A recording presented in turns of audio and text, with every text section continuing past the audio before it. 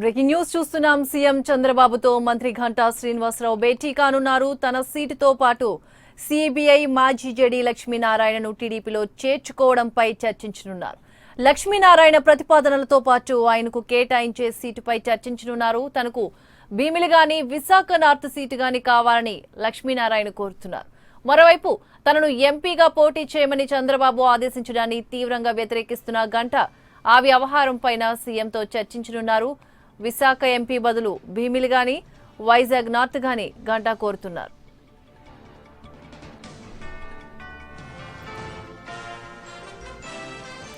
ఇదే అంశానికి సంబంధించి మరింత సమాచారాన్ని మా ప్రతినిధి ఎంపీరావు అందిస్తారు. ఎంపీరావు, సీఎం చంద్రబాబుతో మంత్రి ఘంటా శ్రీనివాసరావు భేటీ కానున్నట్లు తెలుస్తుంది. దీనికి సంబంధించిన అప్డేట్స్ ఏంటి?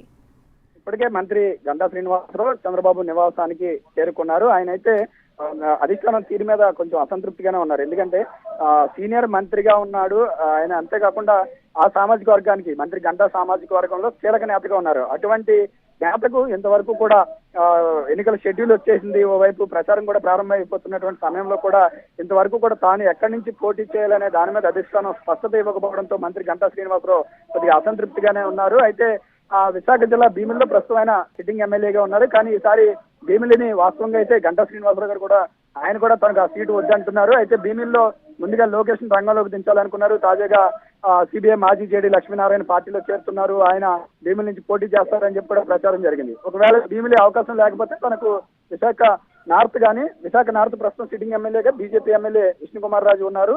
ఎలాగో అక్కడ టీడీపీకి అవసరం కాబట్టి విశాఖ నార్త్ ఇవ్వండి అని చెప్పి అడిగారు. విశాఖ నార్త్ లేదంటే అనకాపల్లి సీటు కావాలని చెప్పి ఘంటా శ్రీనివాసరావు కోరారు. అయినప్పటికీ కూడా ఆ 2 సీట్ల విషయంలో కూడా ఇప్పటి వరకు కూడా క్లారిటీ ఇవ్వలేదు.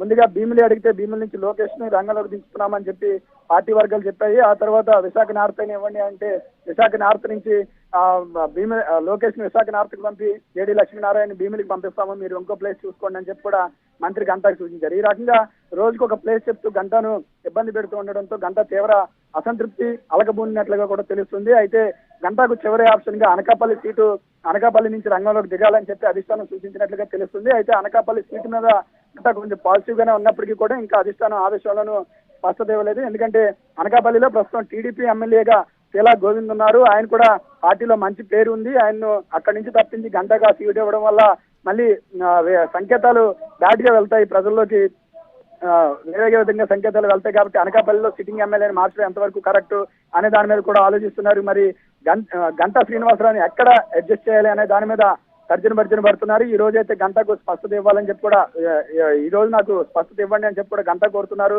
అయితే విశాఖ ఎంపీకి వెళ్ళాలని చెప్పి ముందు కోరినప్పటికీ కూడా నేను ఎంపీగా పోటీ చేయని ఎమ్మెల్యేగానే ఉంటానని చెప్పి మొదటి నుంచి కూడా ఘంటా శ్రీనివాసరావు చెప్తున్నారు. ఇదే విషయాన్ని నిన్న రాత్రి అధినేతతో భేటీ సందర్భంగా కూడా వైజాగ్ నన్ను ఎంపీగా పంపించవద్దు అని చెప్పి ఘంటా శ్రీనివాసరావు తెగేసి చెప్పేశారు. నాకు ఎమ్మెల్యేనే కావాలి, అది కూడా అనకాపల్లి లేదా విశాఖ నార్త్ ఇవ్వండి అని చెప్పి 2 స్థానాలు అడిగారు. కాబట్టి ఆ 2 స్థానాల్లో ఏదో ఒకటి ఈ రోజు ఫైనల్ అవుతుందా, లేదంటే మంత్రి ఘంటాకు పార్టీ అధిష్టానం మొండి చేయి చూపుతుందా అనేది ఇంకా స్పష్టత రావాల్సి ఉంది. ప్రస్తుతం అయితే మంత్రి ఘంటా శ్రీనివాసరావు కొద్దిసేపటి క్రితమే సీఎం చంద్రబాబు నాయుడు నివాసానికి చేరుకున్నారు. మరి కాసేపట్లో ఆయన అధినేత చంద్రబాబుతో భేటీ కానున్నారు. చంద్రబాబుతో భేటీ తర్వాత ఈ రోజైనా మరి ఆయనకి సీటు విషయంలో స్పష్టత వస్తుందా, లేదంటే సీనియర్ మంత్రిగా ఉన్నటువంటి ఘంటాకు అధిష్టానం మరోసారి మొండి చేయి చూపించి ఇంకా 2-3 రోజులు వెయిట్ చేపిస్తుంది అనేది మరి కాసేపట్లో స్పష్టత వచ్చే అవకాశం ఉంది.